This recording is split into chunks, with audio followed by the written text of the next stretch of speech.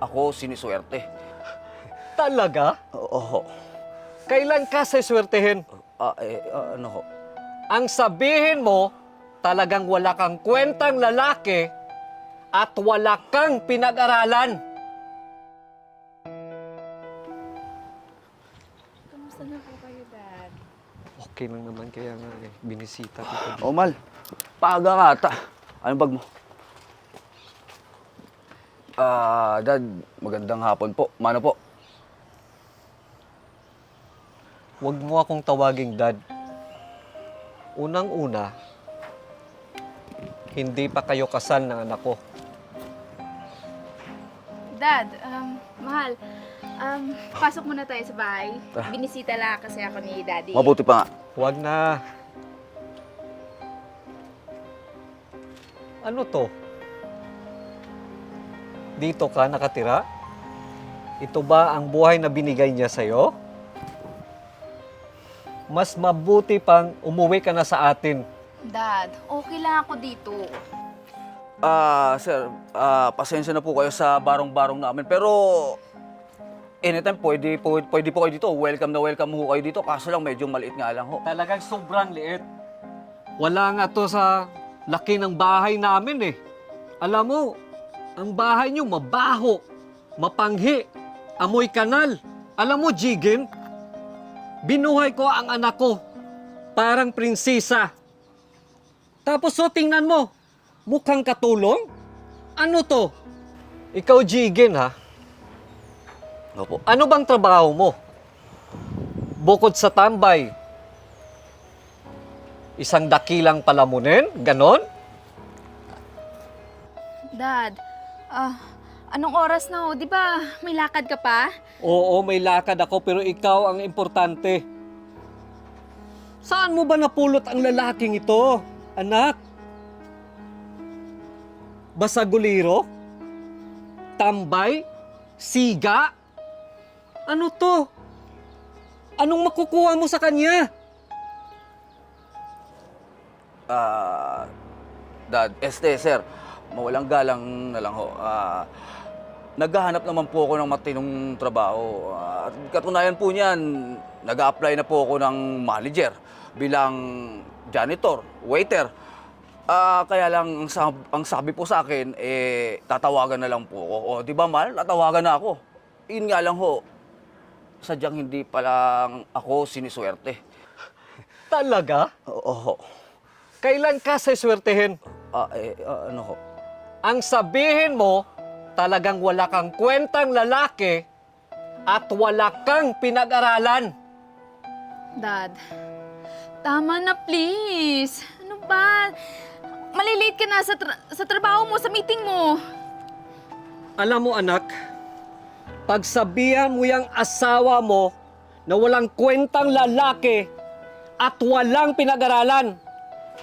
Bahala kayo sa buhay nyo. Mahal, pasensyahan mo na si Daddy ganyan lang yan, pero mabait yan. Mabait na sa'yo yun? Ha? Mabait na sa'yo yun? Alam mo, Jun, simula na naging tayo, wala na akong narinig dyan sa bunganga ng airpass mo, kundi lait-laitin ang buong pagkatao eh. Eh di siya na. Siya na may pinag-aralan. Ha? Siya na mayaman. Siya na po supremo. Kayo na ang sir, ma'am, boss, manager, amo. Ano lang ba naman ako? Ha? Eto, tambay. Kalabit penge. Basagulero sa kanto. Wala akong kwenta. Jigen, saan ka naman papupunta? Eh di lalabas, tatambay. Pangangatawanan ko na lang matingin niyo sa akin.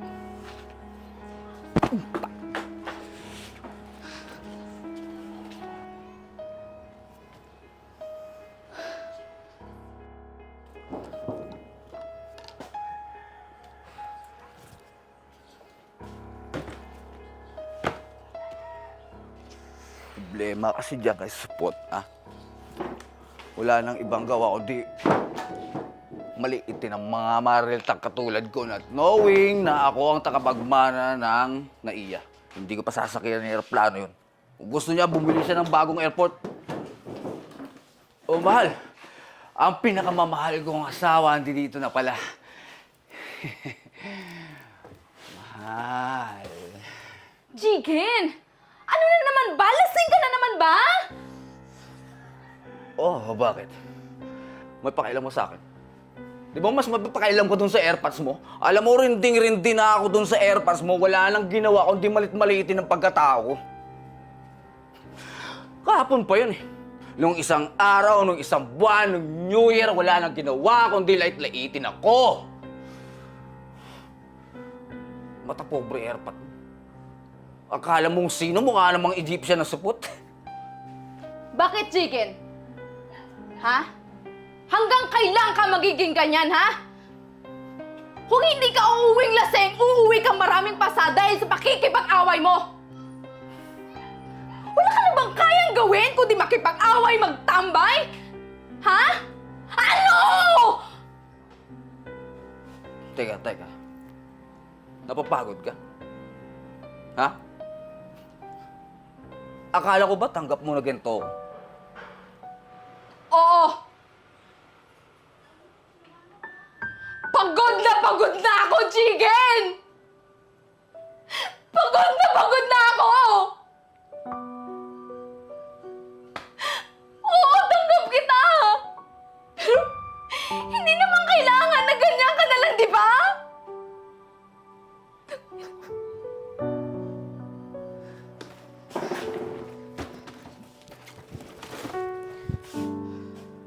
Ano, hindi ka magsasalita? So ano? Alis ka? Iwan mo ako. Ganon. Tapos ano? Babalik ka doon? Ha?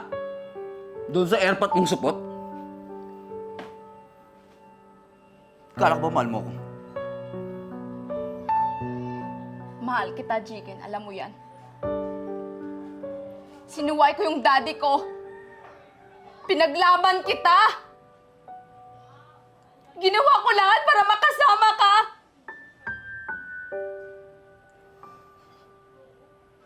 Bakit? Ako ba?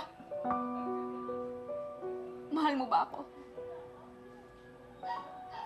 Kung mahal mo ako, patunayan mo.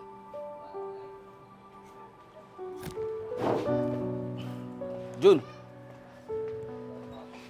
Mahal!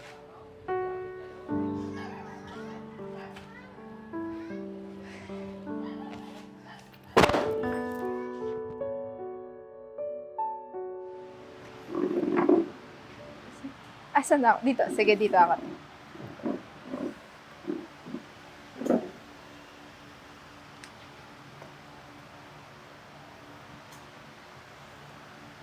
Wow! Grabe!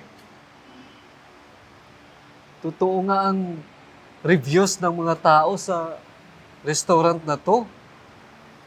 Ang ganda, anak, oh! Pero by the way, anak, ano bang ginagawa natin dito? Bakit nandito tayo? Eh, yun nga yung hindi ko alam, Daddy. Si Jigen kasi pinapapunta tayo dito. Asan na ba siya? Ay, nako. Hindi ba sinabi ko na sa'yo na lubayan mo na yun, iwanan mo na yun, wala kang future doon, ano ka ba, anak? Daddy, mahal ko si Jigen. Okay? At alam ko na sa pangalawang pagkakataon na binigay ko sa kanya, mamahalin niya na ako. Ang sobrang-sobra. Hindi. Ay, nako. Daddy naman eh. Sir. Good afternoon po. Oh. Ba't pinapapunta mo kami dito ng anak ko? Dahil ba sa gusto mong ipakita sa akin na may trabaho ka na?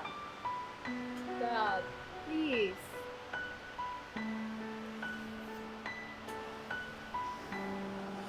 Sir, prepare ko na po ba yung food?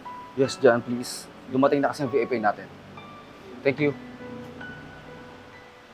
Sir? Manager ka dito? Mahal. Naaalala mo ba nung panahon na iniwan mo ko. Na tinanong mo na kung mahal kita. Alam mo, simula nun, nagpakalulong ako. Pinilit kong kalimutan ka. Lahat ginawa ko. Pero walang nangyayari sa buhay ko. Kaya napagtanto ko na kailangan ko magbago. Ang tanong mo noon na kung mahal nga kita. Mahal, eto na yun. Eto na yung sagot.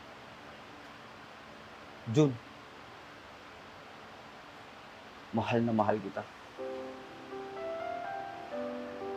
Ayoko nakikita kang nahihirapan. Kaya ito, nagnegosyo ako. Nag-business ako. Sir, alam ko po na hindi niyo po ako nagustuhan para sa anak niyo po nung past. Dahil dati po akong basagulero, tambay lang po.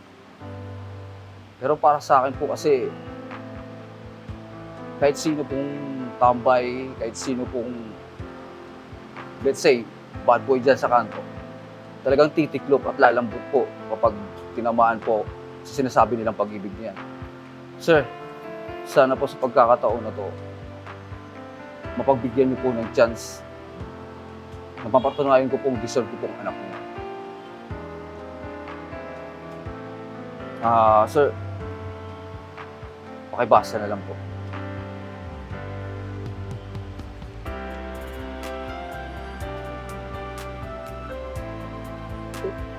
Owner ka sa restaurant na to? Pinakamagandang restaurant dito? Wow! Mahal, totoo ba?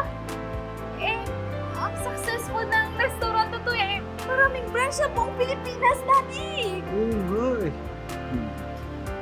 Wala eh. Masarap ako magluto eh. Tsaka, siyempre, mas masarap yung luluto. Hindi, biro lang. Sinadya ko talaga ito, mahal. Para sa'yo.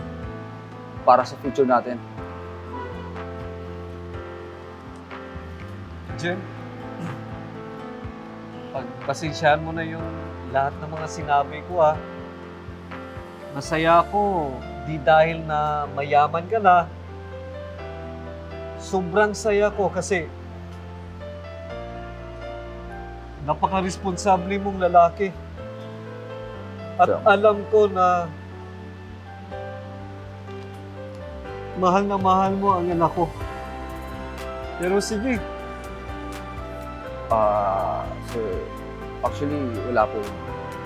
Naintindihan ko po kayo na wala naman po sigurong magulang na gustong malagay sa alanganin ng kanilang anak dahil na sa naghihirap. Lalo na po sa kalagayan ko po noon na walang trabaho, asa lang po sa kay mahal.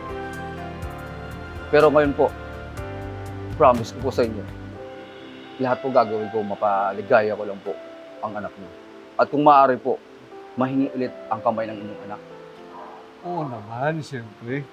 Sige na, oh.